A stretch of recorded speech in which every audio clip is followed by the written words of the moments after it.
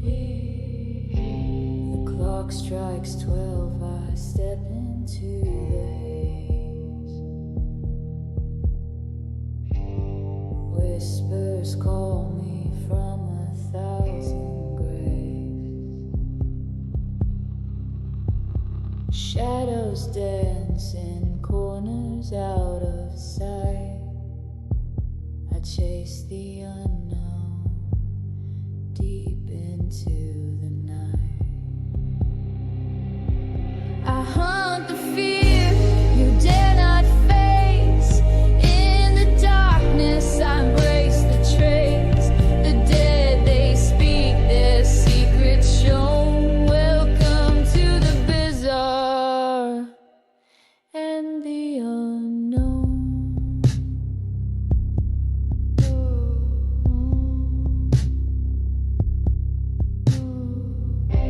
A flicker, a chill, a shadowed hand.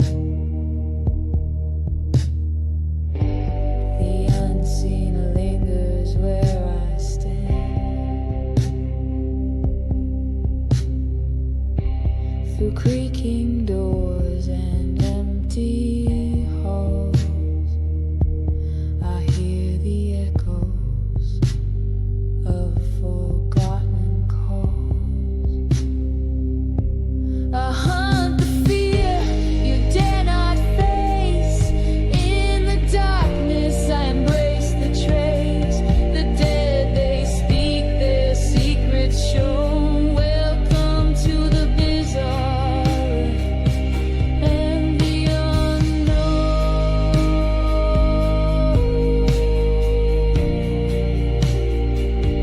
And the unknown.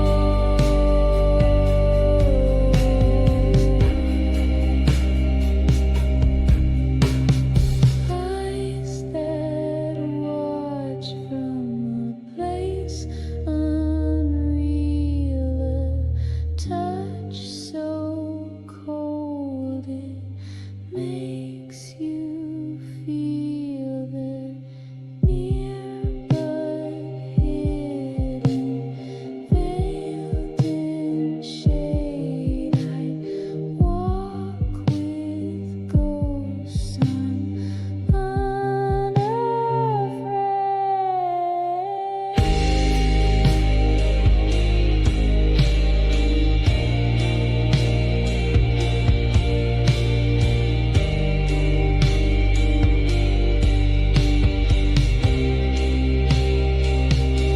I hunt the fear you dare not face. In the darkness I embrace the trace.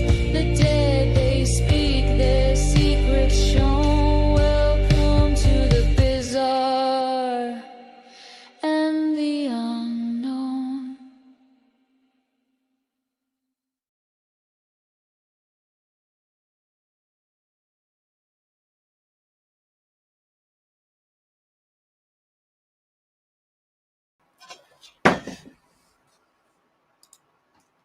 I guess it helps if I put my picture up, or help if I put my picture up on the screen. Hey, everybody, welcome to another episode of Bizarre and the Unknown. I'm your host, D.D. Testerman.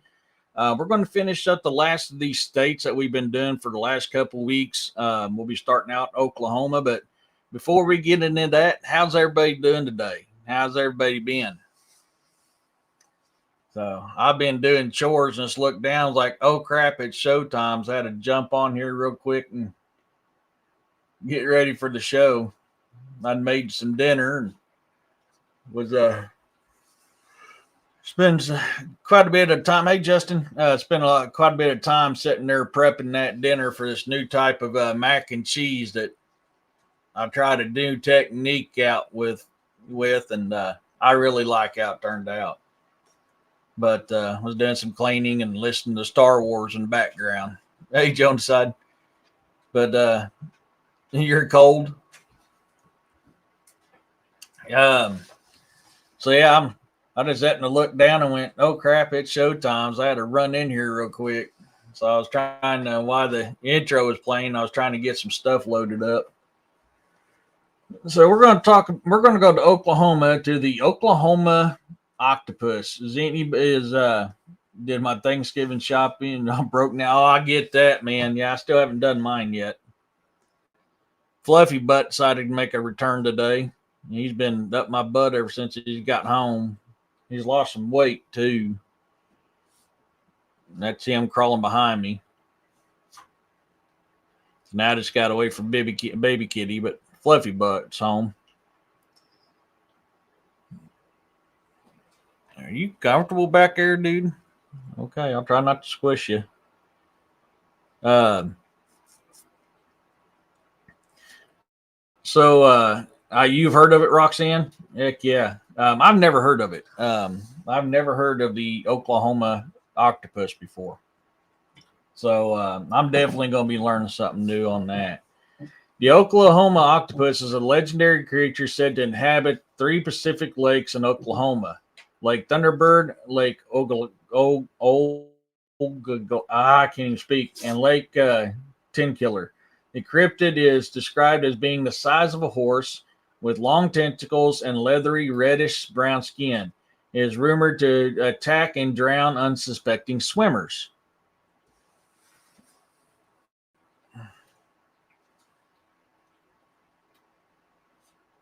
Yeah, bipolar vortex. um, Lake Thunderbird is a popular recreational area. Rumored sightings. Ogallala, known for unexplained drownings. Tin Killer is alleged habitat of the creature. The Oklahoma octopus is believed to be a freshwater cephalopod, which raises questions about how the octopus could survive in these lakes. As they are typically marine animals, some speculate that adaptations similar to those in a certain jellyfish could allow for such a survival. You fished on Tin Killer before, Ray? Oh wow, that's cool. Do you get? Have you ever seen an octopus in there? Um, Despite numerous reported sightings, there is no physical evidence confirmed that the existence of the Oklahoma octopus. The high number of unexplained drownings in these lakes has fueled speculations about the creature's role in the incidents. However, skeptics argue that many drownings are likely due to human factors such as intoxication while swimming. No octopus caught. Ah, dang. Um, the Oklahoma octopus has gained popularity in local folklore and media. It has been featured in shows like Lost Tapes and in the trading card game, contributing to its status as a notable cryptid in Oklahoma culture landscape. The legend may also draw a Native American narratives, although direct connection to these tribes are not well documented. So got me wanting to go down to do some scuba diving and see if we can't get some pictures of this daggone thing.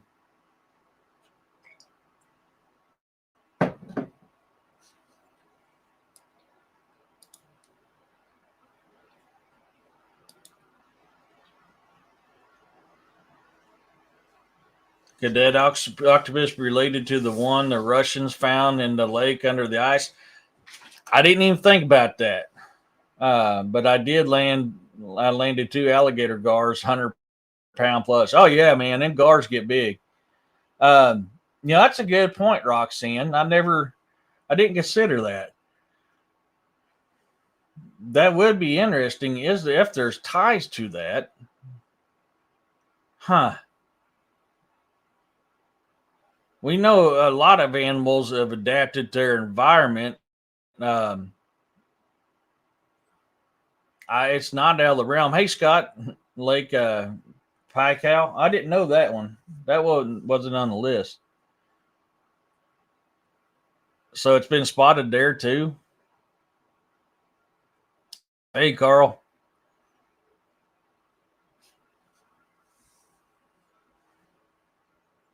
So yeah, I mean, could this thing have been be an adaptation, and that's why we're seeing it? I think so. Oh, Did I read that wrong? I'm sorry, Roxanne. Thank you. Oh, yep, Jonaside. Sorry, Jonaside. I looked at the name wrong. The chat's moving so fast.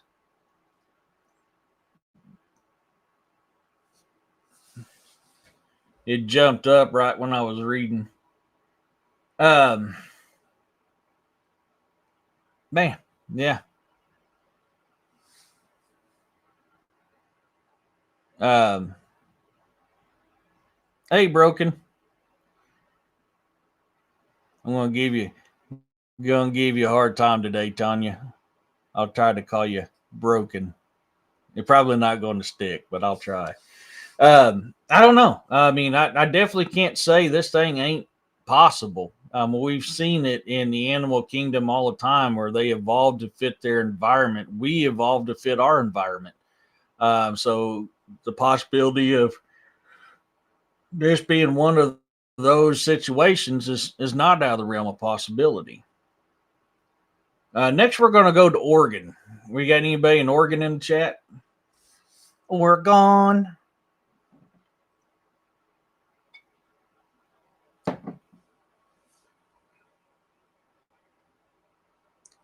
Now we're going to be talking about Colossal Clyde. Colossal Clyde is a legendary. Oh, there you go. Okay. There's a legendary sea monster said to inhabit the waters of the Columbia River in Oregon. Reports of this creature date back to the 1930s, with various sightings describing it as a large serpentine animal. Here we go again. I mean, yet another one. And these serpentine animal, water creatures, even the Native Americans in these lands have talked about them for a long time. So, yeah, Kentucky was last week or week before, Ray. Which one did we do on Kentucky? Yeah, we're in the O's now. We talked about Kelly Little Green Men. The Kelly Little Green Men's what we talked about.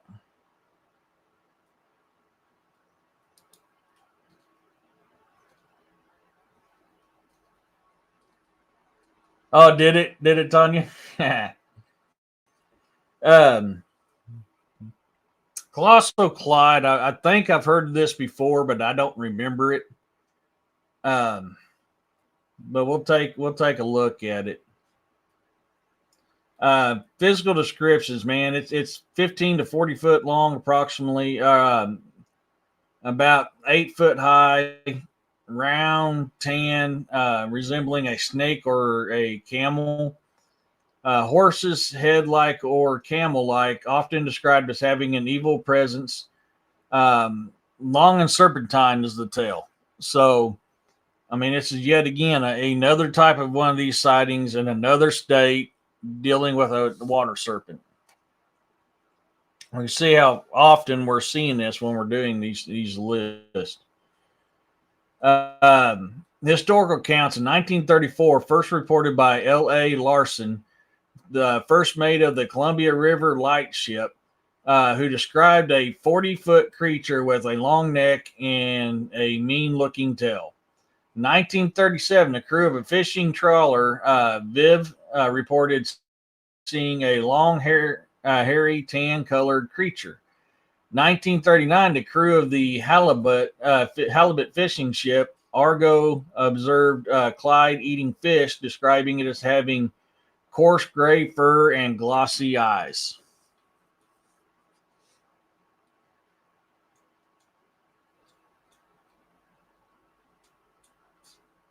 Oh, you been on the Columbia River?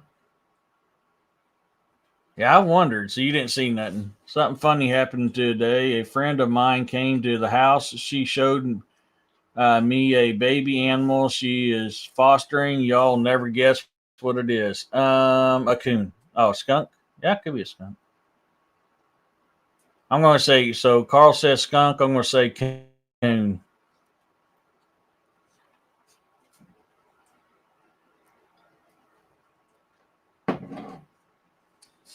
Um, hey, Don. Some recent events in June of 2017, kayakers on the Yell Lake connected to the Columbia River witnessed a strange bubbling and an underwater eruption, which some attribute to the colossal Clyde. This incident reignited interest in the creature, although skeptics attribute such phenomenon to natural gas release. A beaver? Are you saying that just to start crap? Colossal Clyde's identity remains a mystery. Some theories suggest it could be a surviving plesiosaur, while others propose it might be a large jellyfish or whale. Despite numerous sightings, no conclusive evidence has been found to confirm its existence. The legend continues to captivate those in cryptozoology and folklore. Better than natural gas release. Heck yeah, man. Yeah, Roxanne. See, now you're giggling, which confirms it even more for me.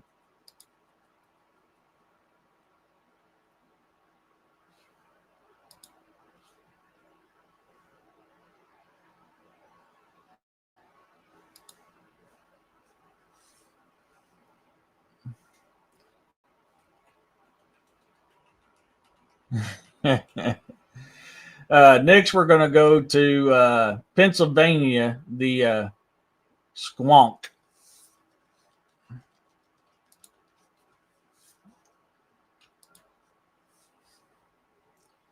The squonk is a mythical creature from American folklore, specifically associated with the hemlock forest of northern Pennsylvania. It is known for its sorrowful nature and unique ability to dissolve into tears when threatened. So we got a shapeshifter. Some of the characteristics. I'm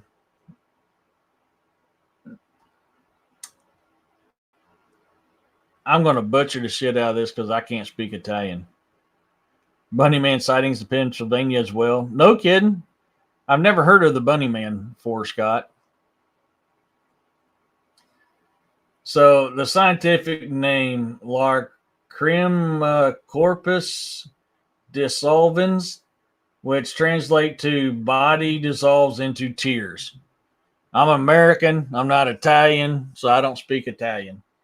Appearance, the Squunok has loose. Well, it's kind of interesting. They're actually giving this thing a scientific name too. You know, that's hey Bolt. So I mean, if they're giving it a scientific name, are they actually claiming that this thing actually exists? Has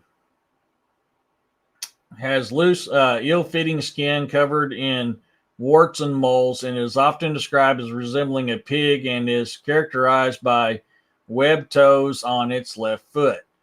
The behavior of this creature is reclusive, typically venturing out at twilight and dusk. It is known to weep constantly, leaving a trail of tears that hunters can follow.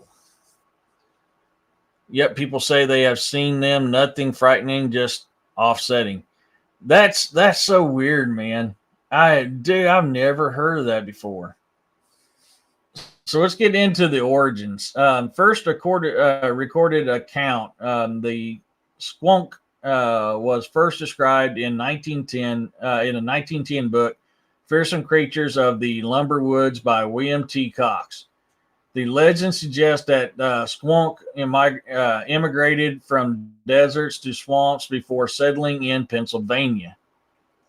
The significance: the squonk is a staple of local folklore, often compared to other cryptids like the snipe. Snipe, I can tell you now, is not a cryptid. I don't know why they're putting a snipe in as a cryptid. There is a thing called a snipe. Yeah, moose is yummy. Yeah, it is, man.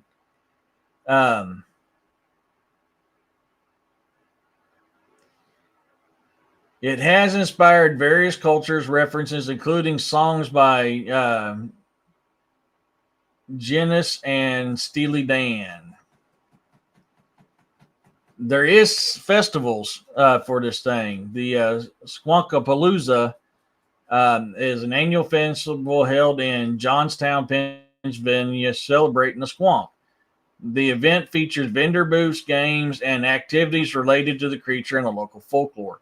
The squonk remains a unique and melancholic figure in American folklore, embodying themes of sadness and the struggle for acceptance. What do you guys think? Do you think it's just a pig, or do you think it's something else? The fact that it leaves a trail of tears is interesting.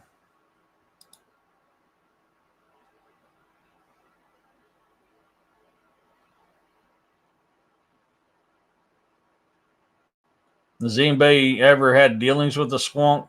Lonely, misunderstood critter. Yeah, I know his feelings on that one.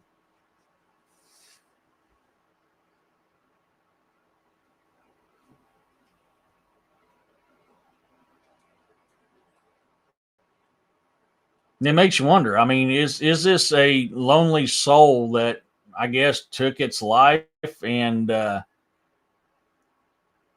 was cursed to be in that critter? I mean, how did it come about? I mean, that would be the description, man. Is the poor thing is ugly as sin. It's got one wed foot, and closer resembles a hog. I was just going to say that, bro. Or Tanya. No, it grew up big, and some neighbors in the neighborhood killed it on our no hunting refuge area.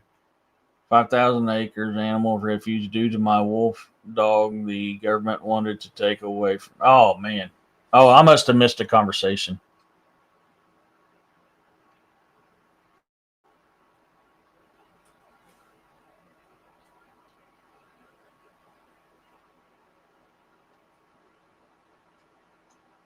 Oh, if I saw him in my swamps, he'd drain. He'd darn sure leave a trail of tears. Yeah, no kidding. Next, we're going to go to Rhode Island to Vampire Mercy Brown. Is anybody from the Rhode Island area or knows about this Vampire Mercy Brown?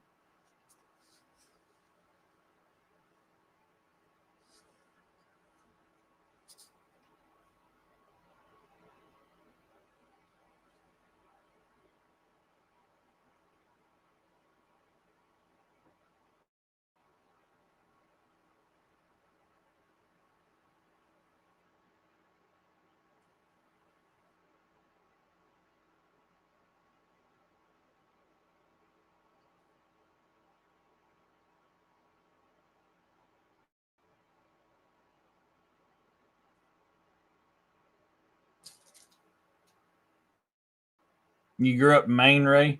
Did you ever hear about that folklore?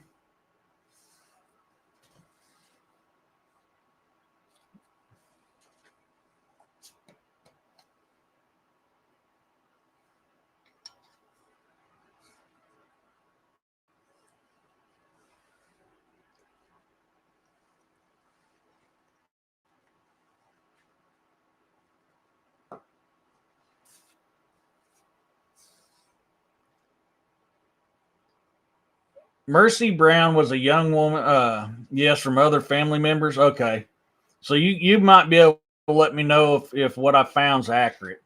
Mercy Brown was a young woman from exterior Rhode Island who became associated with vampire folklore in the late 19th century. She was born on August 2nd, 1872, and died on January 17th, 1892, at the age of 19. Her family struggled with tuberculosis. Hey, Jeff. Um, Referred to as consumption at that time, to her post led to her reputation as a vampire. These are some of the family members that passed away. Mary Eliza Brown, December 8th, 1883, at the age of 36. Mary Olive Brown, June 6th, 1884, at 20. Mercy Lena Brown, January 17th, 1892 at 19. Edwin Brown, May 2nd, 1892 at 24. You're starting to see a pattern with this right here. You're really starting to see a pattern.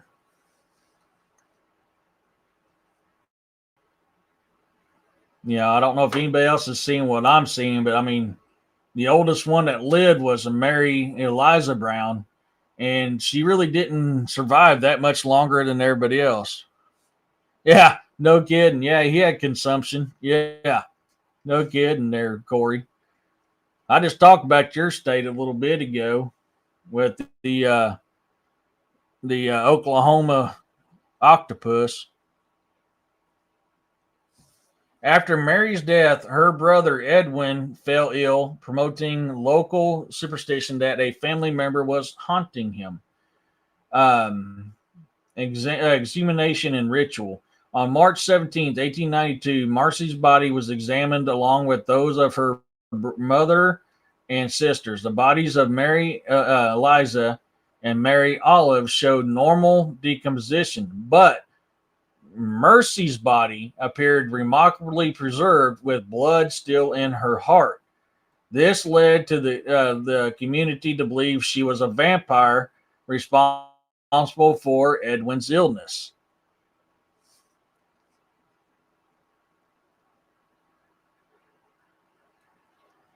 Hey, Jessica.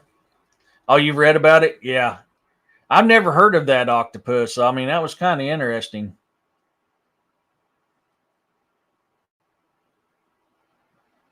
So with this Mercy Brown vampire deal, you're seeing a lot of very common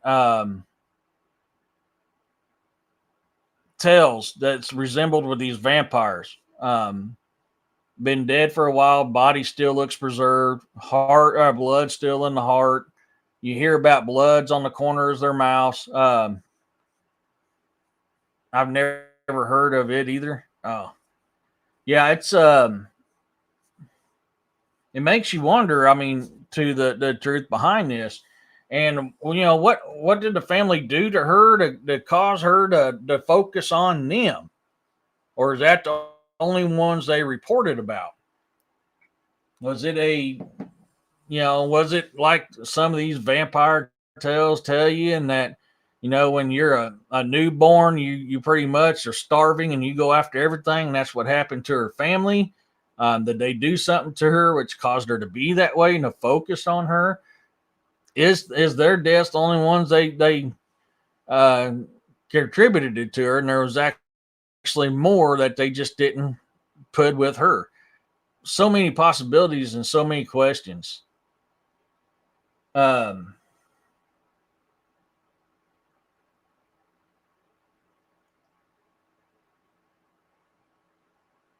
as a result, her heart and liver were burned, and the ashes were mixed with water to create a tonic for Edwin, who died 2 months later.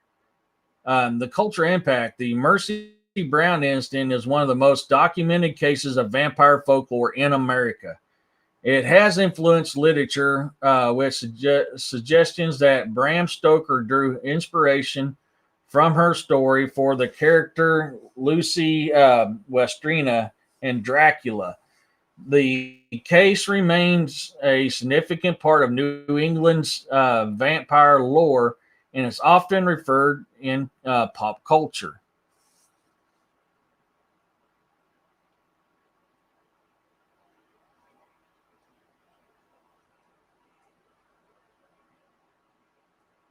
Oh, do you?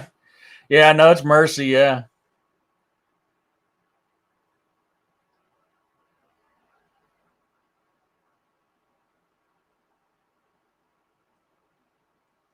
So, I mean, what you guys think? You think this was a legitimate vampire case? Because you don't hear of anything happening after they burnt the heart and liver. I mean, her brother still ended up dying even after making a tonic, but I don't see how using those ashes is going to cure the illness. I don't know.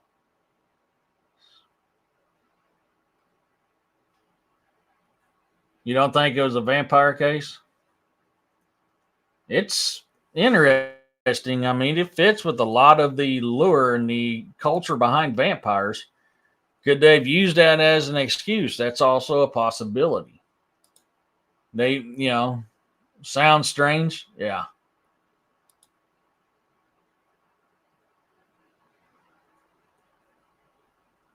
Yeah, that's what I'm saying. So I mean, there's parts of this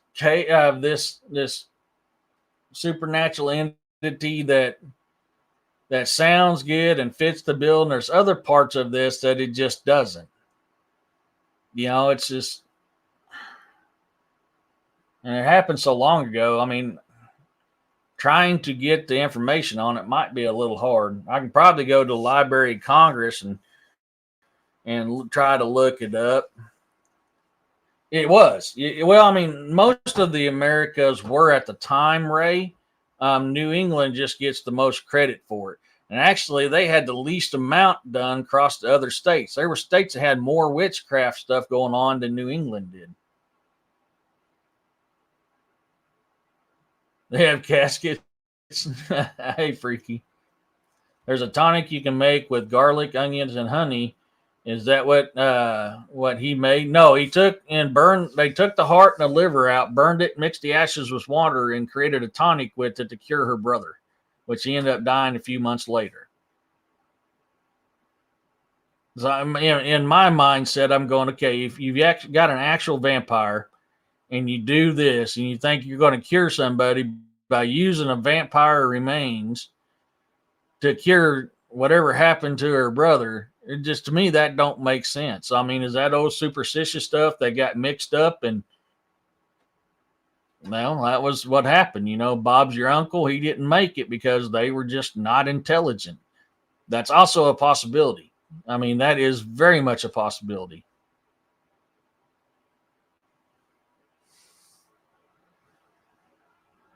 We're getting close to Jessica's neck of the woods. Although we did Jessica's the first week, but we're going to be right around her stomping grounds. We're going to be in Robbie Rain's stomping grounds here next. So, I mean, kind of let me know what you guys think.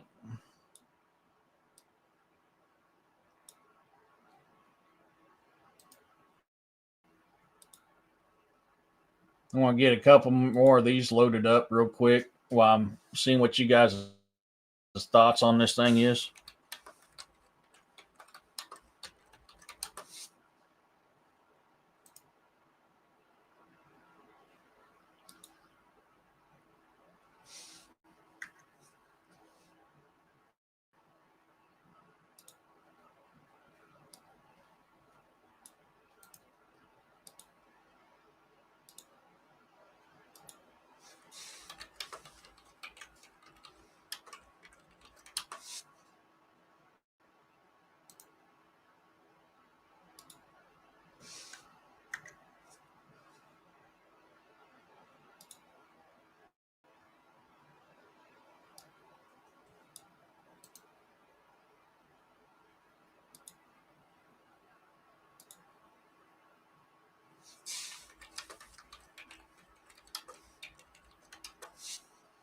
I might have to do more in depth stuff on each one of these creatures. I know we're doing a quick one now.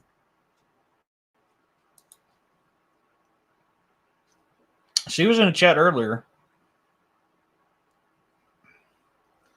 So we're going to go to South Crackalacky to the Lizard Man of Skateboard Swamp. Has anybody had dealings with the Lizard of Skateboard Swamp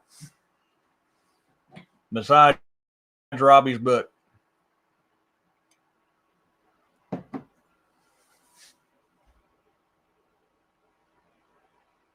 They do. Maine does, Ray. A lot of that culture over in that area does.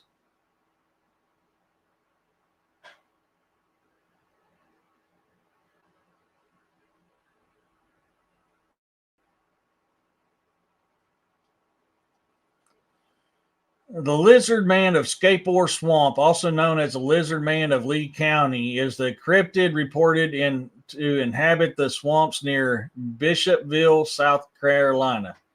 This creature first gained attention in the late 1980s, particularly after the series of the alleged sighting and incidents involving damaged vehicles. Oh, that's cool, Jeff. Yeah, I watched your show today because of for some reason I didn't see the notification come on my phone. So while I was prepping dinner, I was listening to your show today, Jeff. I heard some crazy stuff about the abandoned town in your state, Eric. It's called Alton. Yeah, yeah, Alton's that's a creepy place.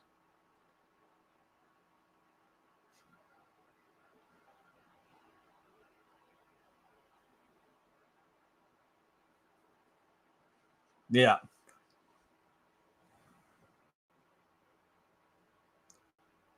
the one plant my mom and stepdad worked at in Bidford, Maine, was haunted. West Point Propel. Oh, no kidding.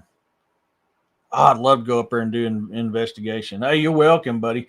Yeah, I don't know why, so I apologize. I didn't, and I was probably asleep. Oh, well, let's be honest. I go to sleep fairly early Sunday through Wednesday because I work Monday through Thursday, 10-hour days.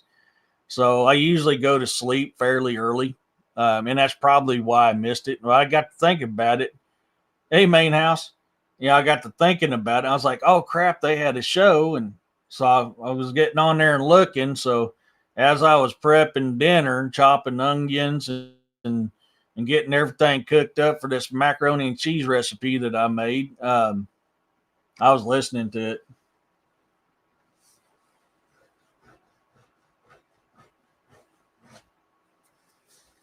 it. Key sightings and incidents. Initial encounter was June 29th, 1988. The witness, Christopher Davis, a 17-year-old local.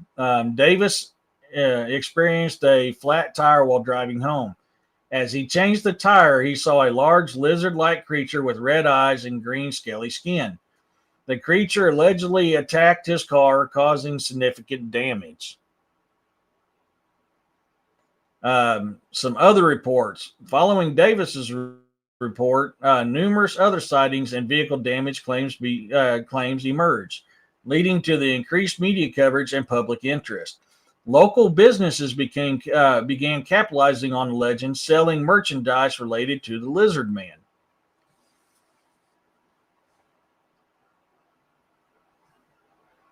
All right, Corey. It's approximately 7 foot high, green scaly skin resembling a lizard. Um, Three long fingers with black claws, red and glowing eyes. So I'm curious, is it reflective eyes or is it actual glowing eyes? Because a lot of people will call reflective eye shine as glowing, and it's not glowing, it's just reflective eye shine. The lizard man has become a part of folklore, drawing tourists and cryptid enthusiasts to the area. The legend has been featured in various media, including books and television shows, contributing to its status as a notable figure in American cryptozoology.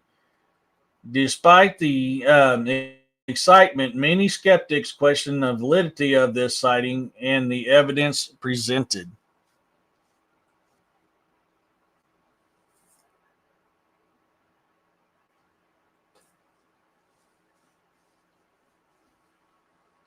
So, and that's my curiosity because if it's glowing eyes, I'm going to say this is demonic. But if it's actually red reflective eyes that people are calling glow because they don't think about the reflectivity of predators and night scene creatures, then this could be an actual lizard man. I don't know how you guys feel about that, but that's pretty much what I'm leaning to on this one. Of course, you guys know my feeling about that. Wisconsin's Legend of Bray Road. Will that be what is? Actually, yes, that is going to be one of them, Ray.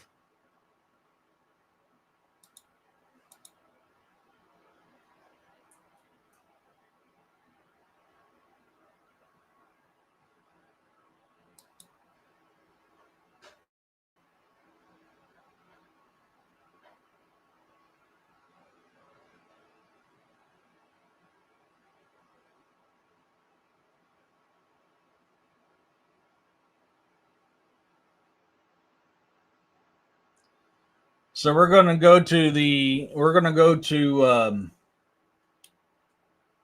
South Dakota next, and we're gonna talk about the Takuhi.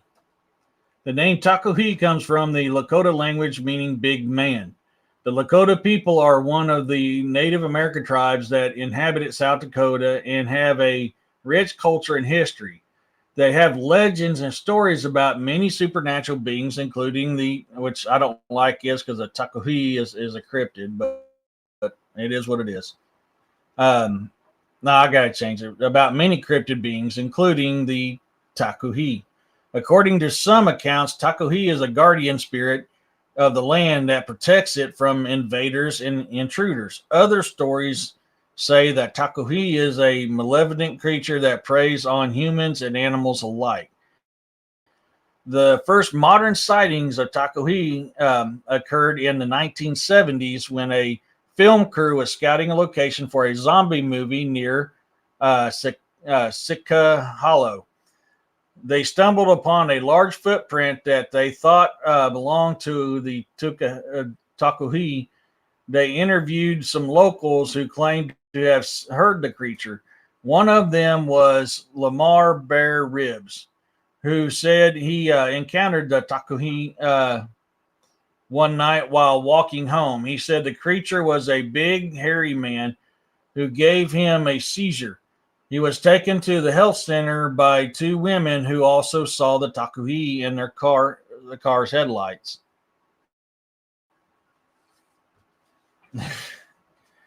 The sightings continued throughout September of 1977, attracting immediate attention and curious visitors. Some people reported finding mutilated cattle and wild animals with their reproductive organs. I had to catch myself there for a second. Removed and blood drained. They blamed the Takuhi for these killings. Although these are no conclusive evidence, some also speculate that UFOs were involved, as South Dakota has its share of flying saucer sightings. The creature has been dubbed the McLaughlin Monster by the press after the nearby town where most of the sightings occurred. The sightings died down after September of 1977, but the Takuhi did not disappear completely. He has been reported over the years by various witnesses, including hunters, campers, and farmers. He has also been featured in some movies and books, such as The Takuhi from 2017, a horror film directed by George Demick, and Werewoods 2019, a graphic novel by New Pandagram Studios. Some people believe that the Takuhi is still out there, waiting for its next victims or its next encounter.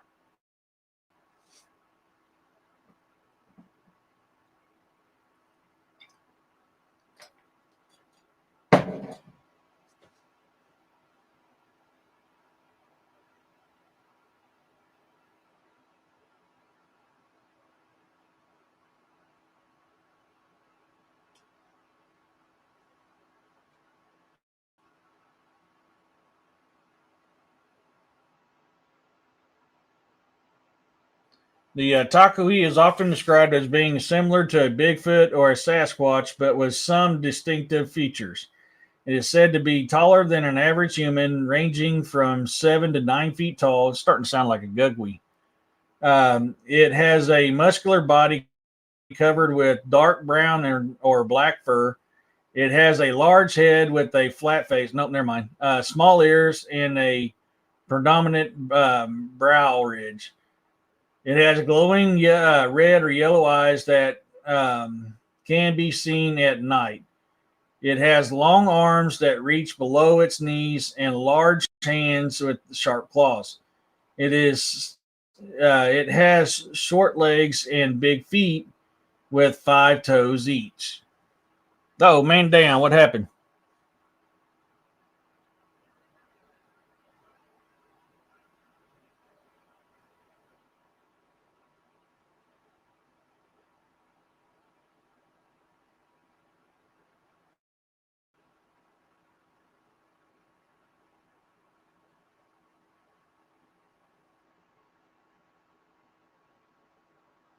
Oh, lost your candy.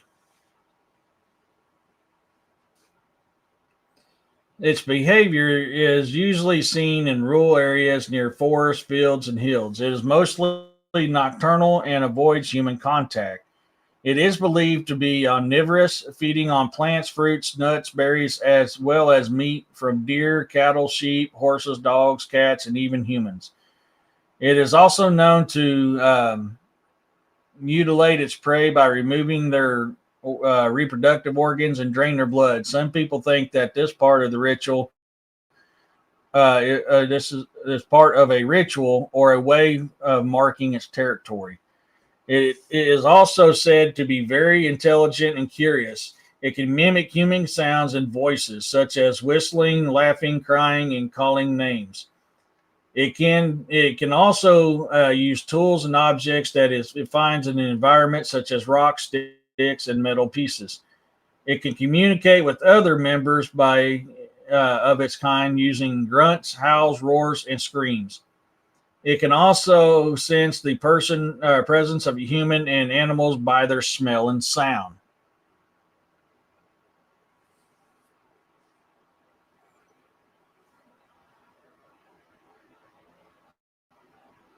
Yeah, no kidding, William. No kidding. You know about the takoi.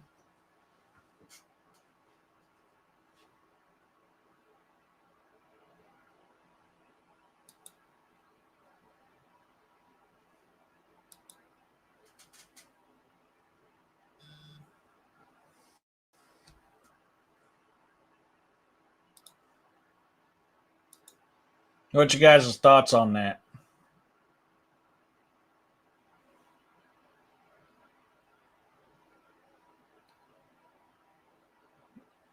Fairy tales and furry tales. Yeah, yeah,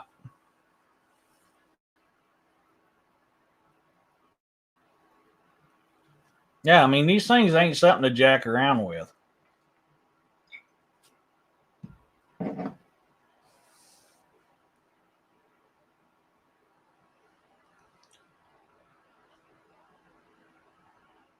So it was calling it supernatural earlier in the beginning of the description, William.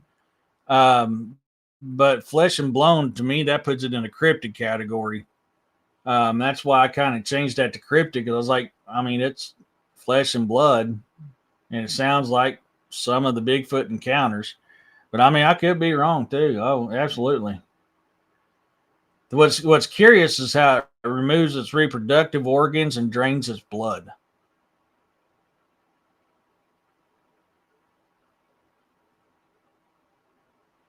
That is definitely something out of the norm. We're going to go to my neighbors next with the Tennessee Wild Man.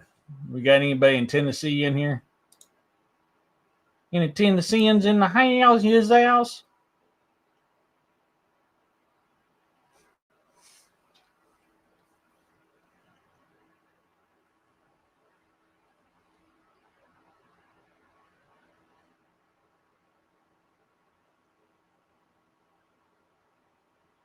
Sounds like a musklisk. Hmm.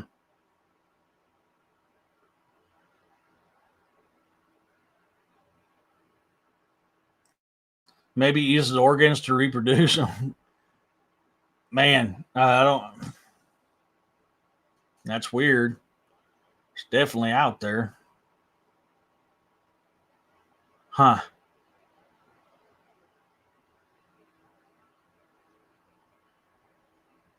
Hmm. Oh. The Tennessee Wild Man is a cryptid reported in East Tennessee, particularly in the McNerney County. This creature is often compared to Bigfoot by its described as more human-like and aggressive. It's roughly 7 to 9 foot tall, dark gray or ginger fur, glowing red or orange eyes. Once again, is that actual glowing? Is that reflective? You know what could it be? Strong odor, often linked to rotting flesh. Yeah, no kidding there. I know that feeling very well.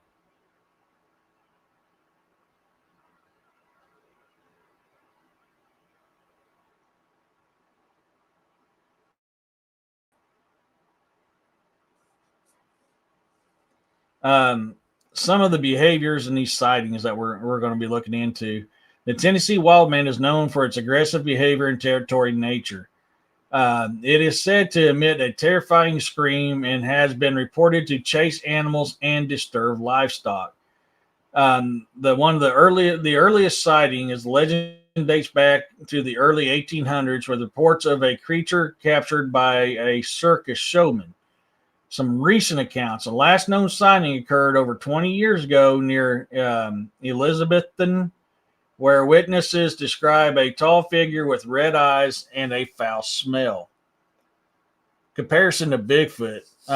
While both creatures are large and hairy, the Tennessee wild man is more confrontational and is often seen as a more dangerous counterpart to Bigfoot. Bigfoot is typically described as elusive and non-aggressive, whereas a wild man is known to be known for its unpredictability and aggressive behavior. The legend of the Tennessee wild man continues to intrigue locals and cryptid enthusiasts.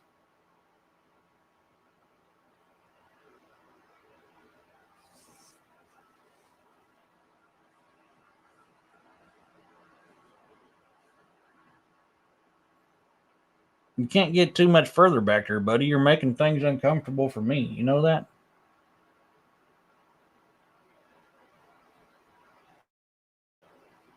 Now, get positioned. I can't even lean all the way back because you're back there.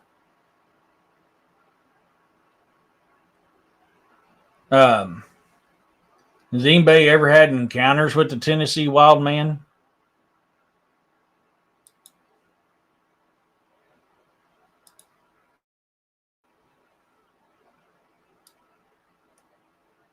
Get a couple more of these loaded up.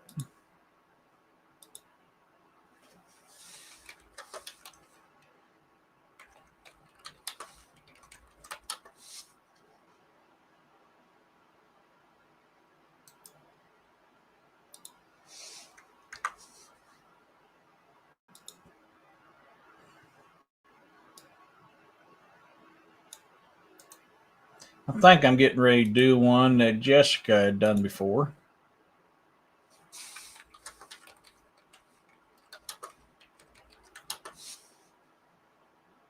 You have it, main house?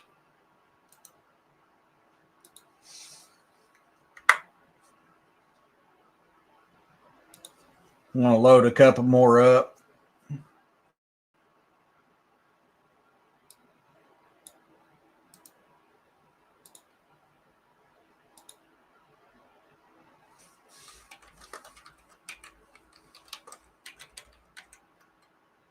God, I ain't heard about this one in forever, man.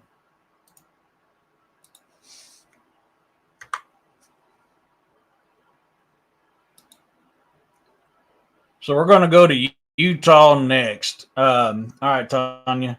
We're going to look into the Bear Lake monster.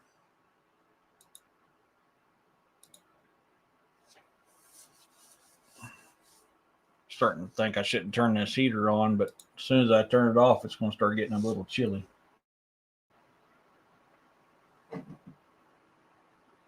Oops.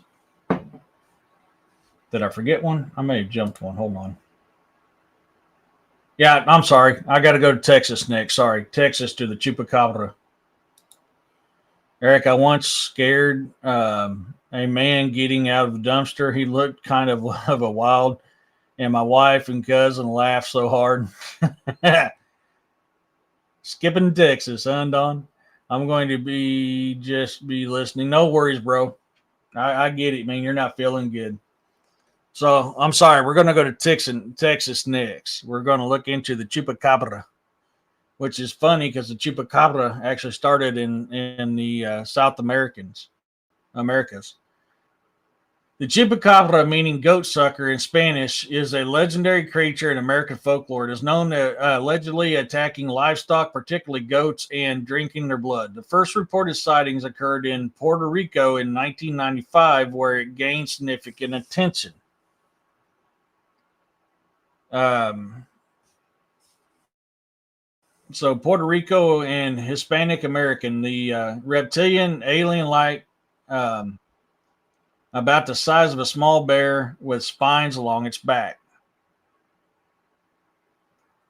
Southwestern United States, more dog-like, often described as a hairless canines affected by mange. Um, the origins: the chupacabra was first reported in March 1995 with initial attack attributed to a creature that left livestock drained of blood. The name was popularized by Puerto Rican comedian Salvador Perez. Some sightings have been linked to canines suffering from mange, which can cause hair loss and unusual behavior. The chupacabra has been part of the pop culture, often compared to other mythological creatures like Bigfoot. It has appeared in various media, including films and books, and continues to intrigue those interested in cryptids and urban legends. Despite numerous reports, no scientific evidence supports the existence of the chupacabra, leading to many to consider it a myth or a product of folklore.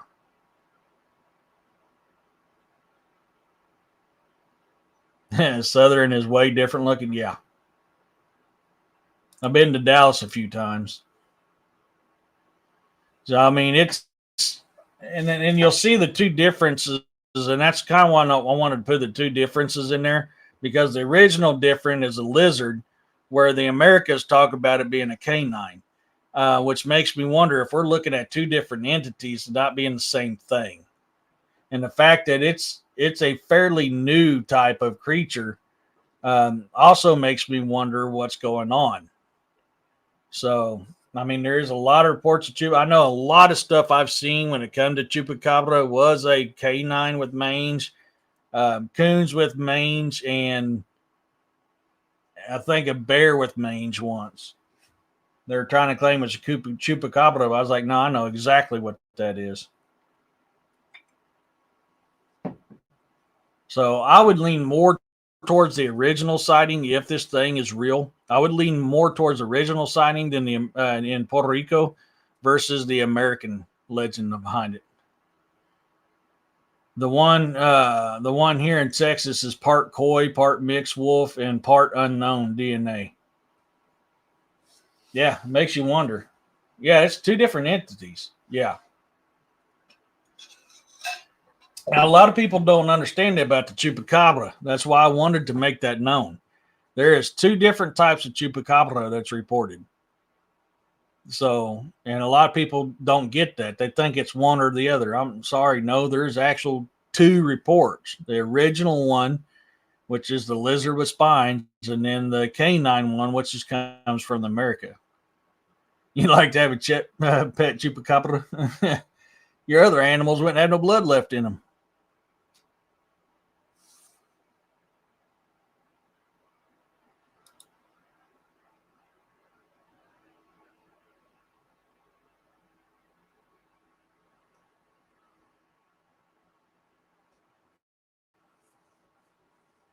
So, what do you guys think about the chupacabra? You think it's real? You think it's something else? Which is the one you believe it is? Is it the canine? Is it the lizard?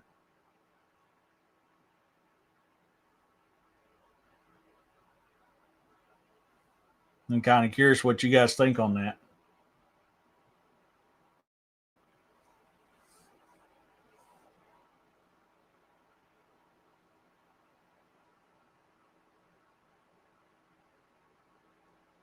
And then we're going to go to Utah now. Now we're going to go to Utah to the Bear Lake Monster.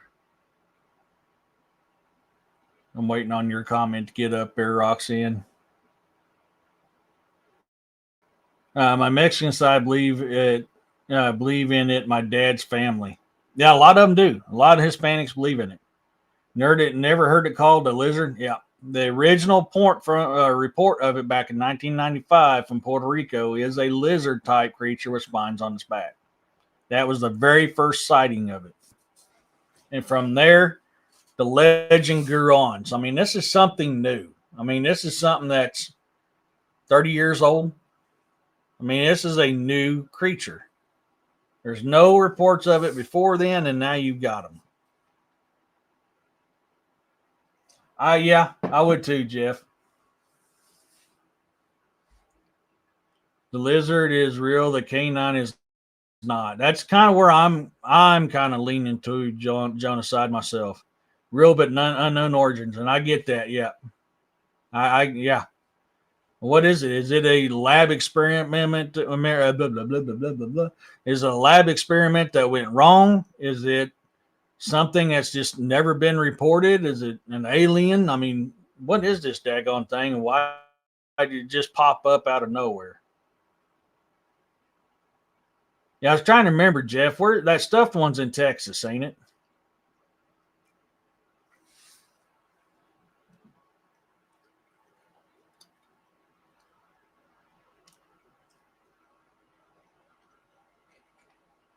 Now I got New Mexico in my head on that too.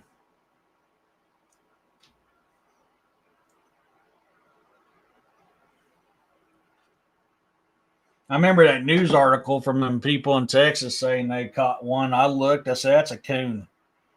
And they swore up and down, even when a DNA test was done on it and it came back a coon, they still swore it was a real one. I mean, I knew it was a coon with mange right when I first saw it. Oh, did I missed it? Okay, thank you, Roxanne. In Texas, that's what I was thinking.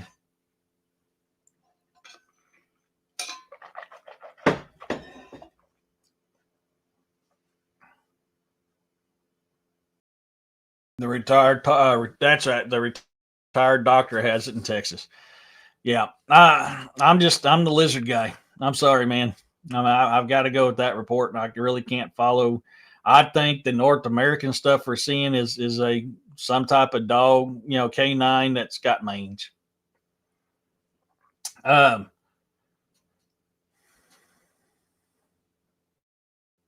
oh, was it Don? Oh, thanks, Roxanne. I must have missed it. My chat's acting up. I mean, I'll see it, and then I'll see the chat move, then it won't move, then it'll jump a whole bunch. That's why I'm not highlighting any things. I'm trying to keep that from happening a lot, but it's still doing it.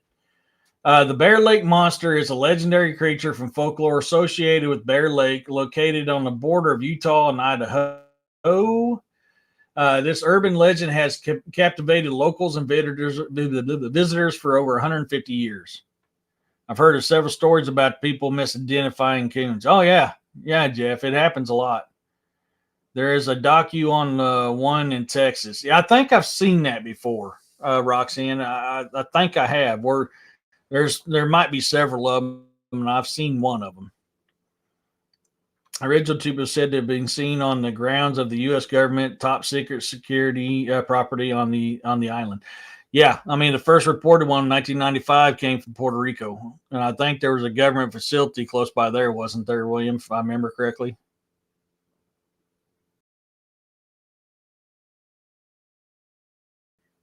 Um, the origins, the myth began in 1868 when Joseph C. Rich published an article claiming the indigenous tribe spoke of the water devil inhabiting the lake.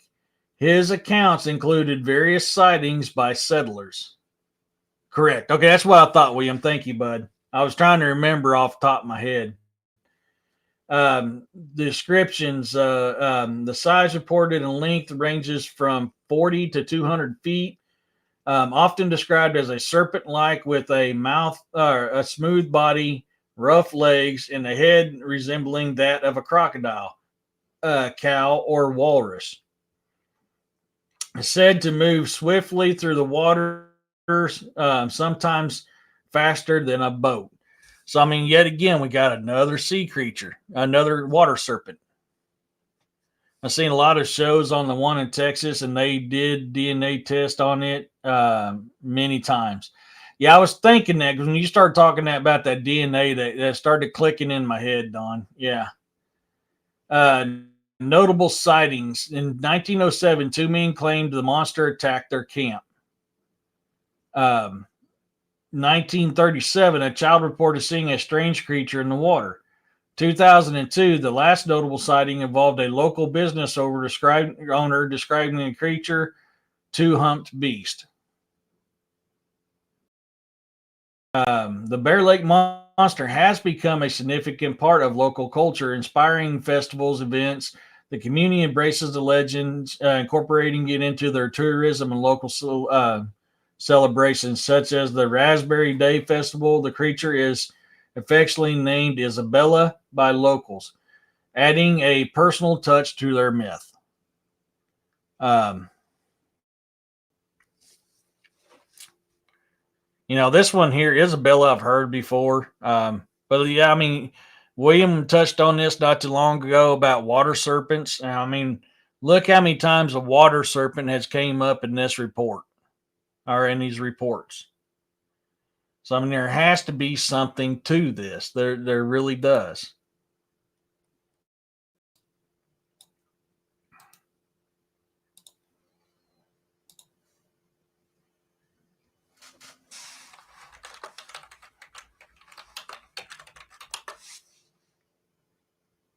Oh, thank you, Roxanne. Let's do Dark Angel Medical. If I can get it to pop up.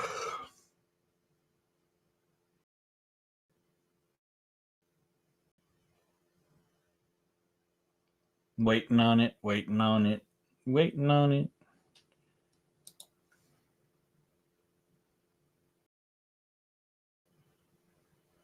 Oh, cool, Jeff. All right. Where did it go? Oh, there it is. Here.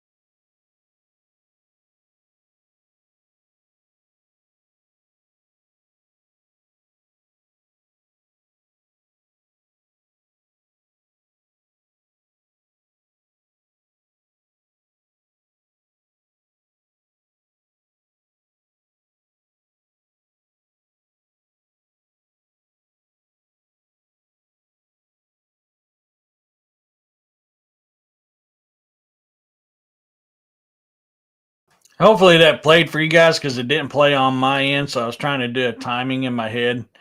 If you're looking for the best medical equipment out there, look no further than Dark Angel Medical. You can go to darkangelmedical.com /trauma kits. They are the very best out there. That's why I carry two of them. I carry one in the field with me, and I've got one in the vehicle with me. You can use discount code Cryptid20 for 20% off. That's DA's code. And you can use FSA and HSA towards these kits. They are absolutely the best, folks, and they're pricey. You pay for what you get, without a doubt. You pay. It played good. Okay. You definitely pay for what you get. If you can't afford it, because they are a little pricey. I mean, you can do the same thing I do and use Sezzle. 4 payments and things paid off. If you use it to save a life, Carry Pocket Doc Davis is the godfather of Kit for Life. If you use it to save a life, let him know he replaces what you use for absolutely free. You can go to youtube.com /at Dark Angel Medical 5115, or you can go to Instagram at Dark Angel Medical, and Carry Pocket Doc Davis puts videos on there how to do trauma and first aid. You can also hire him to come to your place and do online classes that are certified. So make sure you go in there and get his stuff. Let him know I say hi. You absolutely will be amazed with the product that he has. Yours didn't play on your, or didn't play. So Roxanne says it did. The other said it. Nah. Yeah, I don't know. I've been having internet issues for like 5 days, even on my phone. My phone ain't even connected to Wi-Fi, and it's having issues.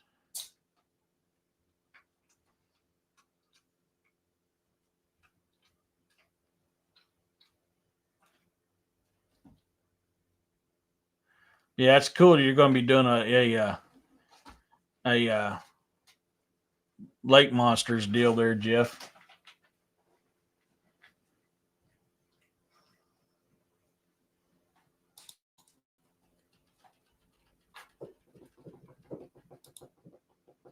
I was trying to get a couple more load in when I was trying to calculate that in my head. I think I got one more left to load, and that should get me caught up to all of the 50 states. I got to double check here.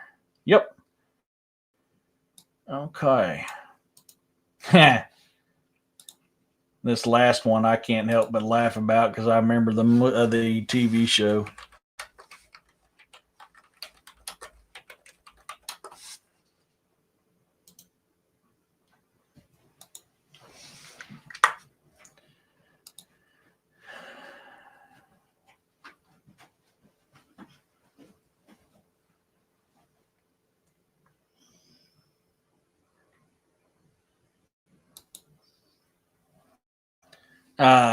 Tammy, get off the phone and watch the podcast. Who's Tammy?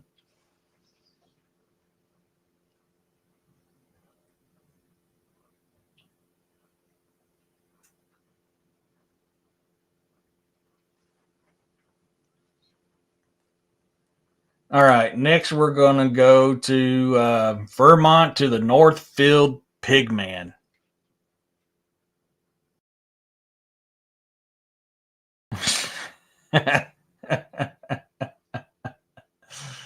Oh my gosh.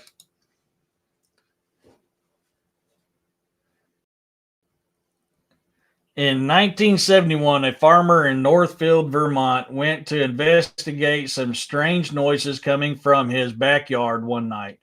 He turned on his outside light and peered out of the kitchen window, expecting to see a raccoon or plump squirrel shifting through his garbage.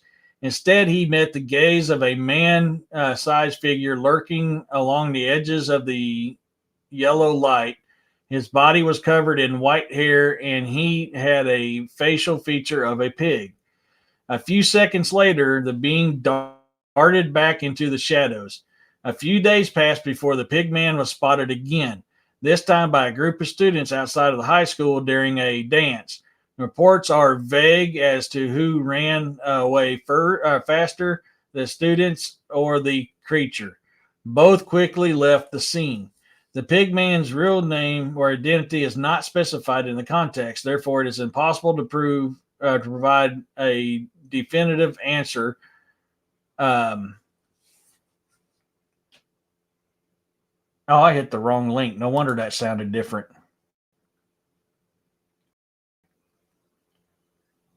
No wonder that sounded different. I was like, man, I'm missing a lot of stuff on here. Thanks, William.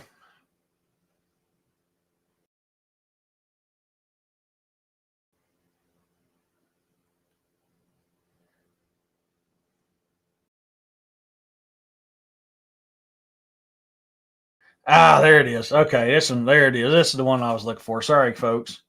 If I saw a pig man, I would yell, bacon! The Northfield Pigman is a terrifying Vermont legend that dates back over 50 years. And while there is no known photographic evidence of the Pigman cryptid, there have been many reported sightings, making him a central figure of the local Northfield and Vermont folklore. It's a pig-like, has a pig-like face with white fur, cloven hooves, and a talon-like claws. It is roughly 5 to 8 foot tall, aggressive and dangerous. Rumors of slaughtering and eating pigs. It likes to live in hills around Devil's Wash Bowl in Northfield, Vermont, and abandoned farms. Um,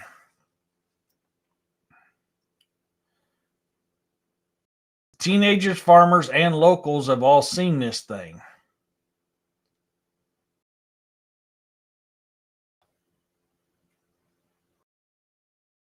The Northfield pigman is described as a hybrid cryptid that is half pig, half man, and it is said to have the body of a man with the head of a pig. It is covered with white hair or fur and is generally described as being taller than the average human. There are few eyewitness accounts describing the Northfield pigman as a naked man who is wearing a grotesque, hollowed out pig's head as a mask.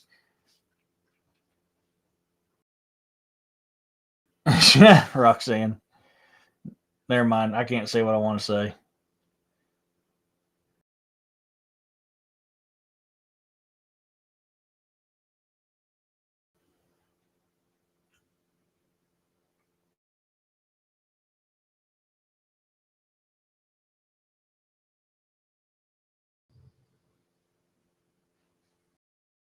You having a bad dream? I heard you growling over there, bud.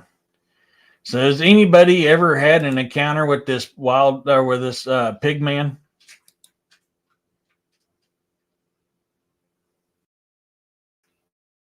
No, I will get in trouble on here.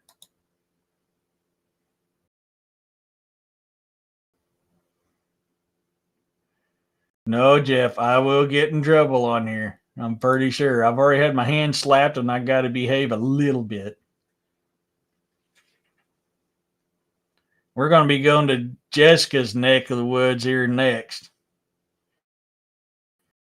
And this is one that I absolutely forgot, and I remember it from when I was knee high to a grasshopper's ass. Lots of pig men at Walmart at 3 a.m. Yeah, that ain't no kidding, Richard. That's no kidding, buddy. Speedy Bacon. Yeah. I want to know in the chat. This is a name we used to call kids when we were younger. Even though this is based on a entity, just regular, please. The Snallygaster. Who in the chat remembers the Snallygaster? Now we're close to we already done Georgia, but we're getting Virginia. That's close to Jessica's neck of the woods. No, I've already got my hand slapped, and I was on probation for 120 days, Tanya. I can't get in trouble again. I lose my butt on money when I've got my hand slapped and put on probation.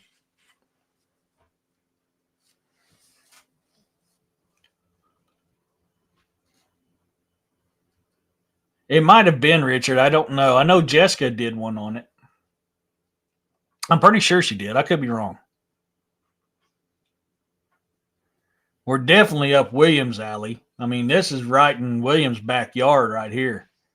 Hell, that could be. He may not have a horde of kitty cats. He may have a horde of snallygasters. Is it, Jeff? I didn't know that.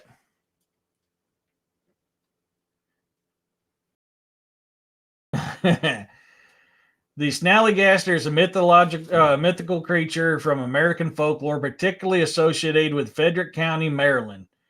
It is described as a chimera combining features of both birds and reptiles. The name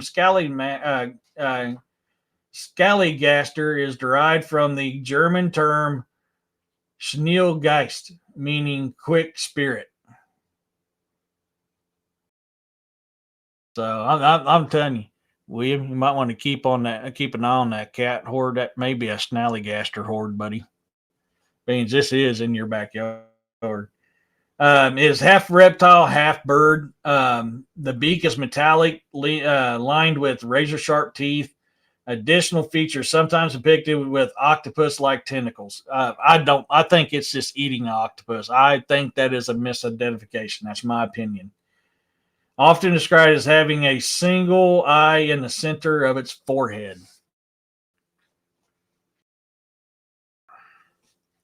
The legend emerged in the early 1900s, influenced by the supernatural superstitions of German immigrants, and sensational newspaper reports. First sighting reported of the Snallygaster began in 1909, described an encounter with the creature that had enormous wings and made screeching sounds similar to a locomotive whistle. The creature gained significant media attention, prompting the Smithsonian Institution to offer a reward for its hide. President Theodore Roosevelt even considered hunting it.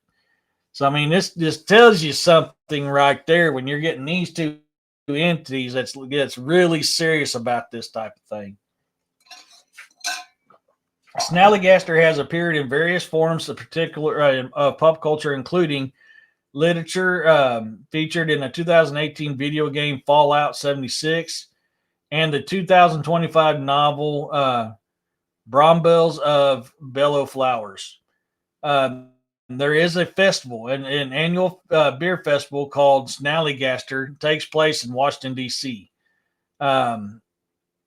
South Mountain Creamery produces a Snallygaster flavored ice cream. The Snallygaster remains the fascinating part of local folklore, symbolizing the blend of myth and reality in American culture. That's kind of what I'm thinking too, Richard. And I remember that was like a trash talking word when we were in like second and third grade. You know, hey, what are you doing, you little Snallygaster? But there is actually folklore behind that. Yeah, that's what I was talking about, William. Yeah, this one was for Virginia. But yeah, it's been spotted, and he says Snallygaster has been spotted here locally and is said to nest in the mountains of West Virginia. Yeah, I think most cryptos are based on some facts. I agree with you, Richard. I really do. It's just like every single legend always has a kernel of truth. I think it's the same thing with these cryptids and supernaturals.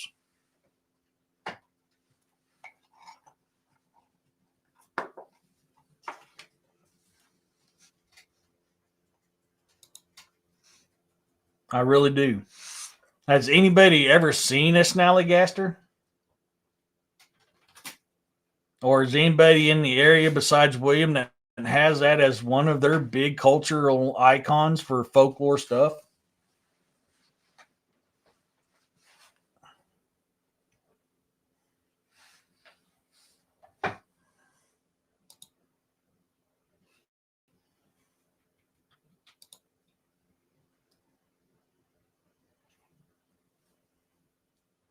I'll have to find the picture of it I have in the tree near home. Hell yeah, William, that'd be cool. Next, we're going to go to Washington. We're going to talk about Bigfoot, which, man, we could talk forever on Bigfoot. Bigfoot, also known as Sasquatch, is a legendary creature said to inhabit forests in North America, particularly in the Pacific Northwest. It is often described as a large, hairy, bipedal humanoid with heights ranging 6 to 15 feet. The name Sasquatch comes from the Salish word "sax," meaning wild men.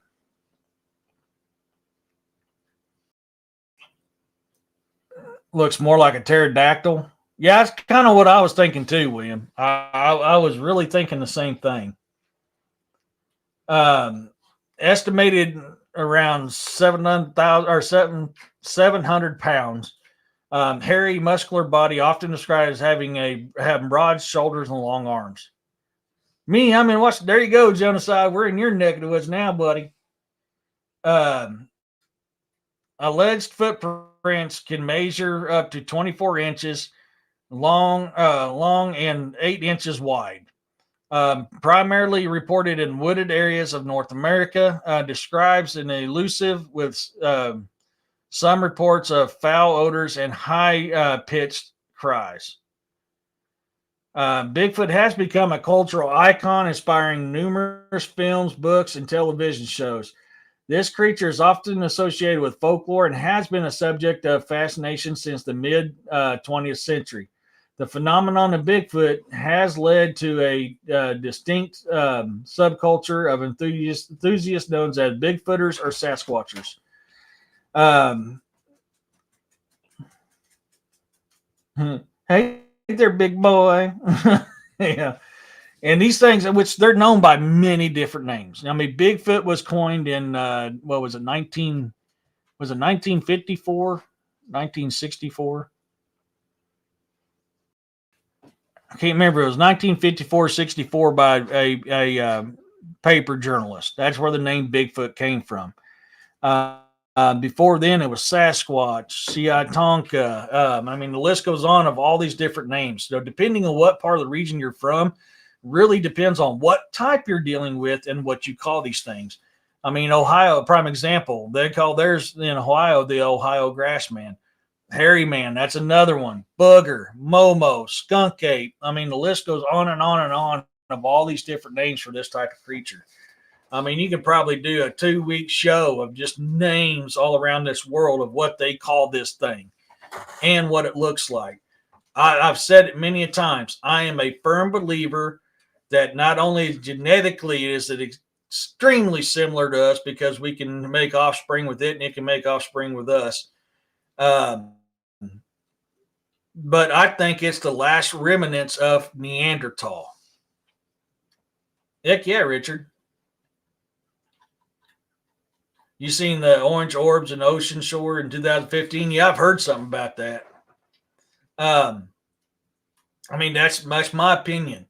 I really am on the fence of it saying, or on the playing field of it being the last remnants of Neanderthal. And with the new archaeological studies that came out, it proved of what we know of Neanderthal being completely wrong. They not only were bigger, but they were smarter and hairier than we originally thought Neanderthal was. Um, I've said it from day one. I think that we were on the same limb. We just kind of branched off, became what we are now. Could that be from the Anunnaki? Mixing their DNA with the mud of the earth, and is that why we branched off, became what we are? I think so. I could be wrong, because humans ain't meant for this planet. So that's just my opinion, my theory. My hypothesis on what Bigfoot is.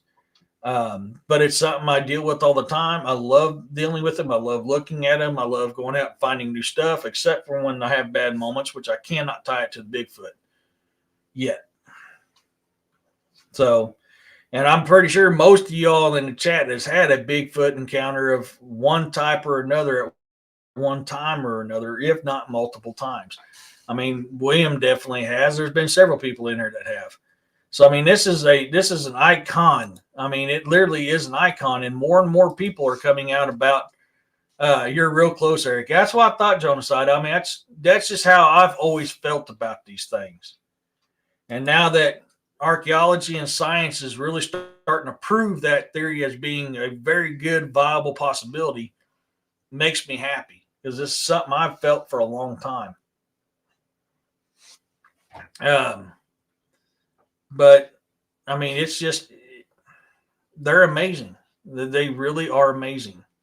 And that's why I laugh at people who say there's no reports of them ever kidnapping women for breeding. Well, you're full of crap. There is. There's plenty of reports of them taking men and women for breeding. It's not just the women. Women get the more credit for it because that's where you get most of your sympathy, is when a woman is captured for breeding. People are more sympathetic to it than if a man does. Plus, a man being a man doesn't like reporting, hey, dude, I was kidnapped so I can have relations with this hairy person that tried raping me. And yeah, that's not something a man's really going to talk about. But there is ancestral reports of that happening. Me and William has talked about that extensively, about Native American people talking about that.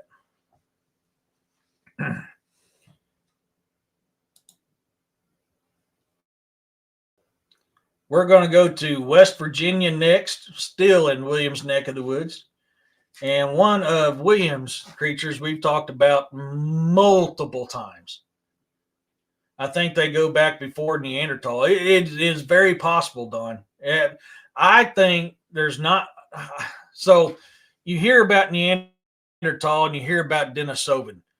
I'm kind of on that fence that Denisovan could be what we call Atlanteans. I could be wrong. I mean, I could be completely wrong. But a lot of stuff is kind of shifting in that direction. And yes, you have Neanderthal and Denisovan DNA mixed together, and it's mixed within humans. I'm kind of starting to get on that fence of I think Denisovians might be what we call Atlanteans nowadays. I could be wrong. But this is something that William and I has covered on a couple different occasions. Once again, his neck of the woods. We're going to go to West Virginia. We're going to talk about Mothman. And I know a lot of you folks here in that chat love that Mothman critter. Mothman is a legendary creature from American folklore, first reported in Point Pleasant, West Virginia between November 15th, 1966 and December 15th, 1967.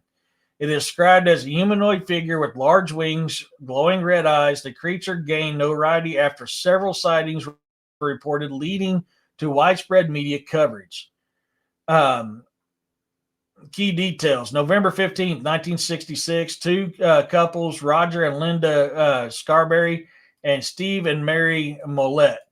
They say it was approximately 6.5 to 7 foot tall with a wingspan of nearly 10 foot wide. Witnesses reported its eyes glowing like automobile reflectors. That's something right there. Reflectors. That's why I find this very interesting.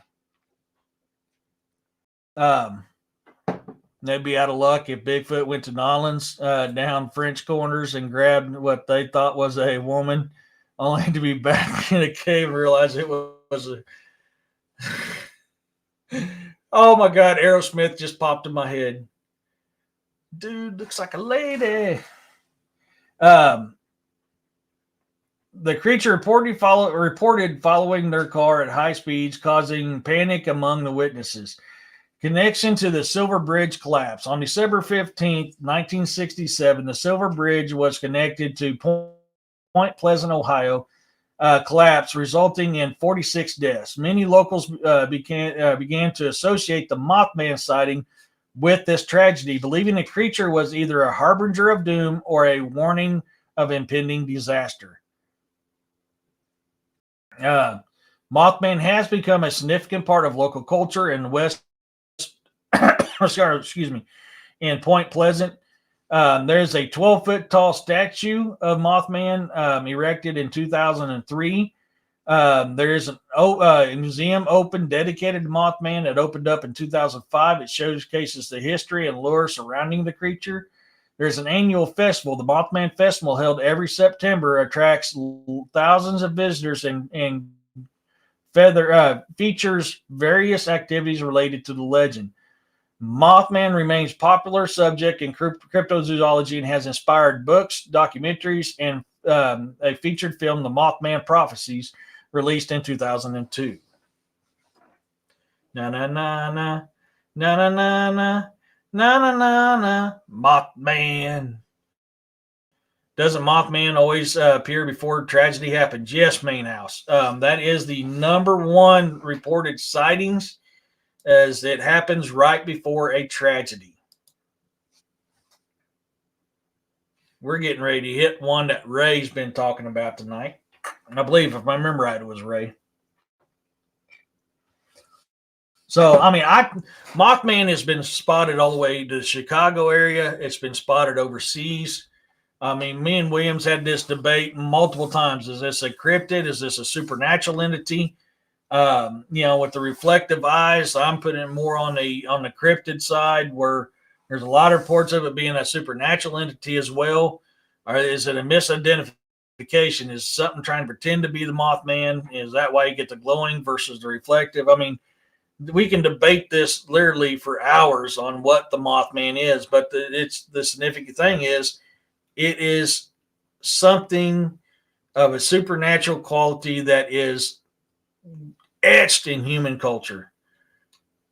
A significant supernatural being warning people of tragedy or a possibility causing tragedy. Yeah, William. Yeah, I'd say you're pretty close to right on that, actually, buddy. Yeah.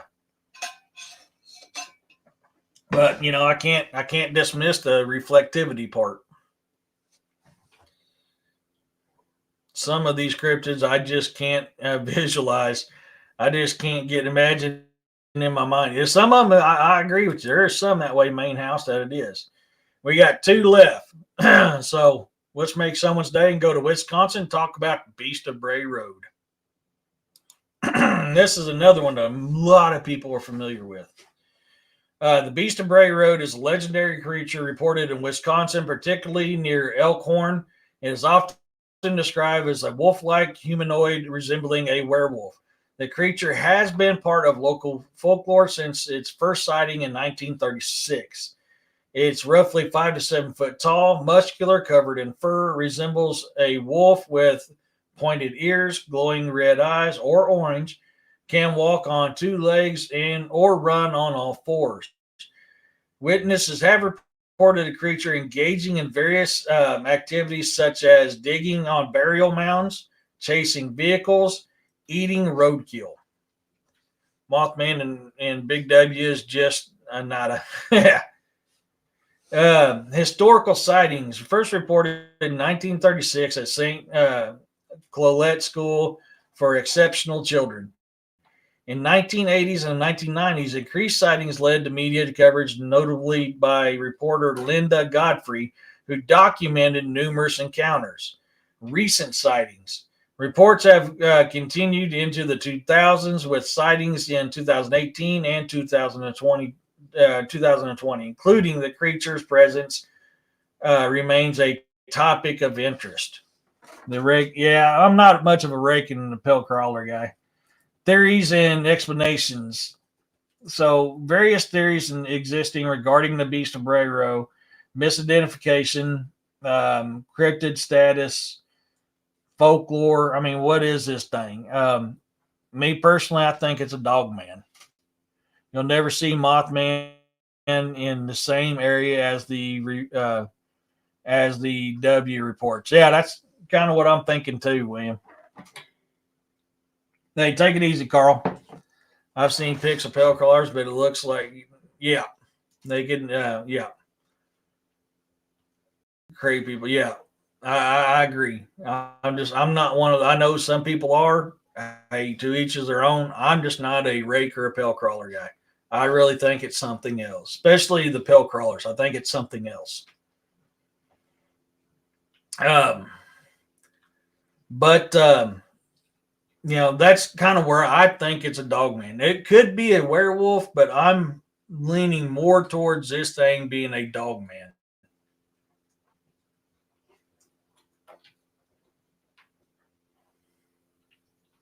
That's kind of where I'm at on that. Um, I don't know. I mean, I don't know how you guys feel about it, but that is where I'm at on it. Um,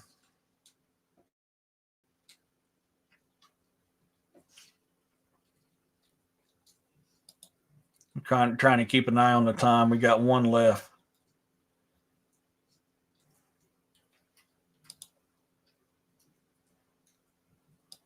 Dang, I can't believe it's took 3 weeks to do this show. 3 shows to do it.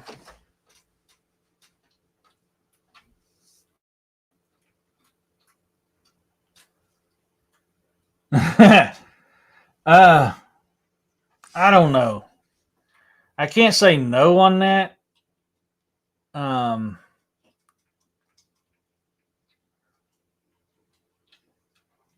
I think it's more of a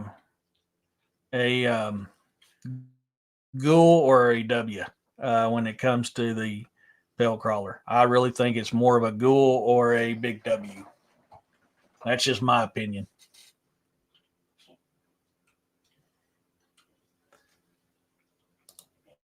This is one I laugh every time I see the name because the first time I heard about this thing was on America's Most Funniest Home Videos. We're going to go to the last state, y'all. We're going to go to Wyoming. Yeah, that's kind of what I was thinking too, William.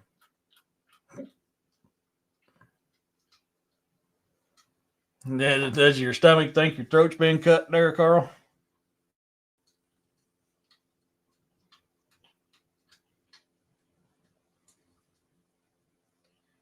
So we're going to go to Wyoming, and we're going to talk about the last one on the list, and that is the jackalope. Has anybody ever seen jackalope? Yeah, ghouls are jinn. Ghouls are in jinn side, but if you study the ghouls and you study the big W's, they're damn near the same. I mean, they are damn near the same.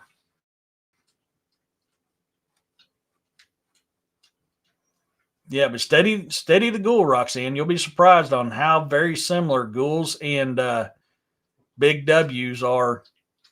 Damn near identical. I mean, just damn near identical. That's why I know. I mean, me and Ryan's had this debate. He thinks that they're stuck on a certain area following the bloodline, where I'm more on the side of it's a supernatural entity, and supernatural don't know borders like any of us do. Nope, I've never seen a jackalope. I've never seen it either. Besides the oh, thank you, William. Yeah, that's. I'm sorry, man. That's just where I'm at. I mean, some people's going to agree with me. Some people ain't. Hey, no worries on that. Um, but this jackalope's funny. I mean, it's a funny thing. Apparently, the you'll get a half a dozen one and half a dozen the other saying these things are truly exist and it's taxidermy. But the jackalope is a mythical creature from North American folklore, often depicted as a jackrabbit with antelope horns. The name jackalope is a combination of jackrabbit and antelope. The creature is considered a part of American culture, particularly in the western United States. The historical background: the concept of horned rabbits has appeared in various cultures for centuries, including medieval Europe folklore. The modern jackalope legend has popularized in the 1930s by Douglas Herrick and his brother, who created a taxidermy mounts by adding deer antlers to the jackrabbits. The significance is the jackalopes have become a symbol of the kiddish America, often found in bars, restaurants, and souvenir shops across the U.S. They are featured in various forms of media, including postcards, merchandise, and even local festivals celebrating the creature.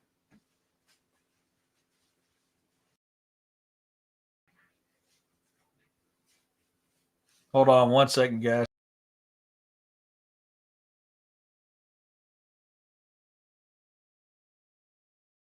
Cats are getting into something they ain't supposed to. Today, jackalopes are often seen as humorous and whimsical figures embodying the spirit of American folklore. They are celebrated in various forms, from taxidermy mounts to merchandise, and continue to capture the imagination of people across the country. I haven't even looked at a jackalope in years, just because I thought it was funny. I mean, it's just been reported seen a lot in Wyoming, supposedly. Yeah, and that's where this report came from, was Wyoming. I thought it was Texas when growing up, but I was wrong. Actually, it's Wyoming who's got the most reports of it. But for some reason, I think it was because of that TV show, America's Most Funniest Home Videos, is why I was thinking it was Texas. So, I mean, you got the duck-billed platypus, you got the wallabies, you got all different kinds of critters. It looks like 2 to 3 to 4 different critters into one. A jackalope being a possibility is, I can't say no. I can't say yes either, but I definitely can't say no on it. I think it's taxidermy, but there is a parasite growth that does look similar to horns. I didn't know about that, Tanya. Oh, you thought Texas too? Yeah, I did too. I mean, seriously, growing up, I thought it was Texas too, but no, I mean, it comes from Wyoming. I never knew that.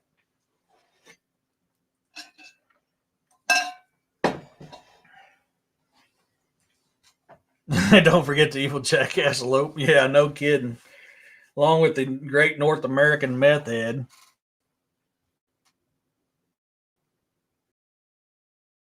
So, yeah, I mean, there he goes. We got All right, we still got 15 minutes, and we finally finished up all the 50 states. Damn, I can't believe it took 3 shows to do this. But man, I mean, some of these things, I'm not a big fan of them. I personally don't think they exist. Some of the stuff, I mean, it is steep throughout history. You know, I thought the pig man was reported further back than what it was. I didn't realize how new, or not the pig, the chupacabra. I mean, it wasn't until I started studying it when I realized, oh man, that's actually a recent report. Well, I mean, Pigman was a recent one too. Yeah, I know. I didn't even get to finish my coffee today, man. I got caught up writing. Oh, by the way, to my iHenYar readers, I apologize. I sent out 2 emails today. The first one I sent out, I forgot to do the first edit. So the second email, you'll see it edited version, is the one you need to read. The U.S. territories. Oh gosh, genocide. Yeah, I'll have to do that. That'll be a future show. Yeah, we'll do U.S. territories on a future one. There's a virus that has them growing on keratin like knobs growing out of them. Was the past summer, and there are pics online showing it. The poor rabbits. Oh, okay. Yeah. So, well, folks, what do you think about the 50 states and at least one creature? We done one creature from folklore from each of them. The most famous one in that state. Um, Man, I just seriously didn't think it'd take this many shows to get through that. So now I can start setting up. I'll be talking to Marianne and Jen about coming on. I need to start now that things are starting to slow down a little bit. As long as they don't pick back up again. I want to really look into this woolly mammoth theory that I have. Them claiming that they're cloning woolly mammoth, I'm thinking is a soft disclosure that they didn't want to admit that these things still have been roaming, especially the reports. I mean, even this year, reports of them things being up there in the Arctic Circle. What about the professor and Gilligan? Yeah, well, that was a weird sneeze, honey. You okay? Yeah, that was a weird sneeze there, little girl.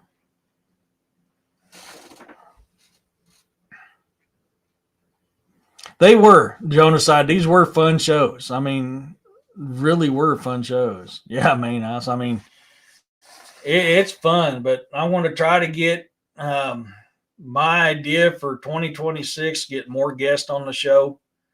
I know I do a lot of these by myself, but I want to try to get some more guests on the show if everything works out. I know Jeff's been wanting me to come on. I know it's kind of hard for me because of my work schedule. I'd like to get Jeff and them on one time if they got a weekend off when they ain't out tramping the woods. They say they have successfully brought back the dodo bird. I couldn't remember if I knew they were talking about doing it, and I didn't know if they actually did yet or not. So thanks for letting me know that, Roxanne. What is your problem, bud? It's not my fault you've been gone for a week. You had me worried about you and baby kitty, but you came back. You kind of shocked me when you walked in the door today. All skin and bones. Come on, dude. I'm in the middle of a show. Yeah, dude, I missed you too, but I'm in the middle of a show. Get up here and lay down and be good. Well, yeah, Jeff, I'd love to have you guys on. So,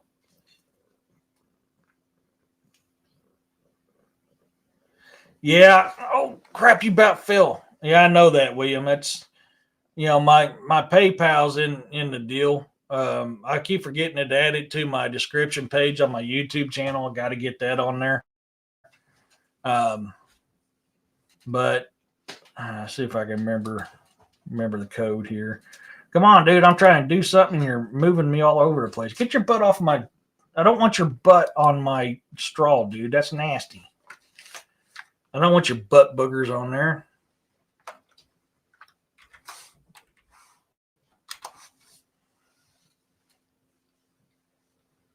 Yep, there it goes. Yeah, it's this is getting to be probably easier on the PayPal side of it. I mean, the donations from the StreamYard that I'm on is linked to my PayPal as well. But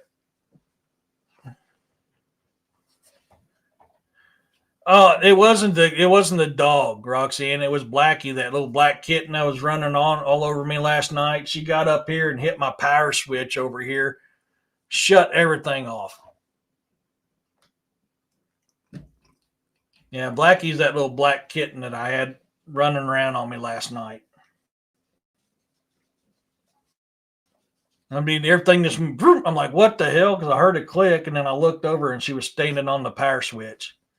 I was like, you got to be kidding me, dude. Only me would something like that happen to.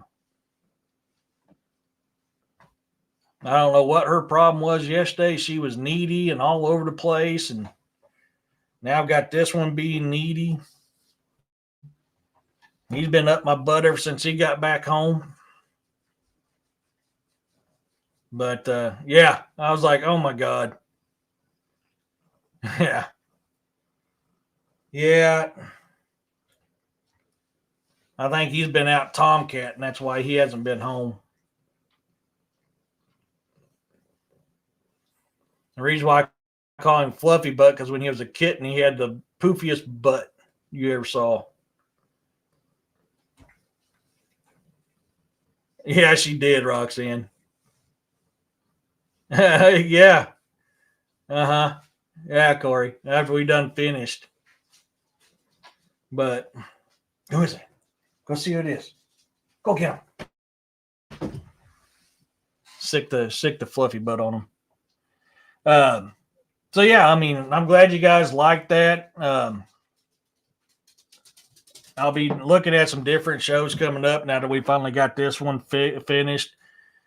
And like I said, for 2026, I plan on getting more people to try to come on and talk about things. This is getting wintertime, folks. Just to let you know, in winter times, if you guys are new subscribers, there's going to be times I'm missing shows because I'm pushing snow. So when the snow's on the ground, I'm out there pushing. I'm working 12-hour days until the roads are cleaned off. So for all my new subscribers, just keep that in mind when the snow starts falling. If I've got to cancel a show or I'm not doing one, it's generally because I'm pushing snow. Your other cat wants to be loved since she was gone, letting you know she's glad to be home for. Well, Fluffy Butt's the male. Baby Kitty hasn't returned home, but Fluffy Butt, yeah, he came back home today. It's storming here, and I thought I was going to have to make a break for it. Oh, wow, Corey. Yeah, we got some more rain coming in tomorrow, I think. But I just want to let you know, I appreciate every single one of you guys, from my new subscribers to my OGs. I don't know what numbers I'm at now. I haven't been on it in a couple days. Last time I looked, I was 776. I appreciate every single one of you guys. Everybody give a shout out to Corey, Roxanne, William, my mods. I'm truly blessed for their help that they do on this show. Rain tonight. Yeah, I haven't looked if it's supposed to come in tonight or tomorrow. But I am truly thankful for every single one of you guys. If you're I know I haven't done a members only live in a while. I've just been too busy. I am going to get around doing that. I am going to get around doing a writer's workshop. I've got to get back with the one author and doing a show with her because I got slammed. I got slammed hard with work. So I've got to email her back, let her know I apologize. I just been hammered. So until I see you on William's show, or if I get a wild hair at my butt, I've got short weeks this week. I got 3 8-hour days this week. I get off early Wednesday. Then after next week, I'll be back to my 10-hour days unless something happens. So I may try to get in and haven't done a live of me working on my book for a while. I just finished chapter 15 of Reign of the Draugr, Dawn of Armageddon today. That is out to my INR readers. So guys, look for that as well. And so until next week, y'all, peace, love, and blessings to y'all. And thanks for coming in. Bye.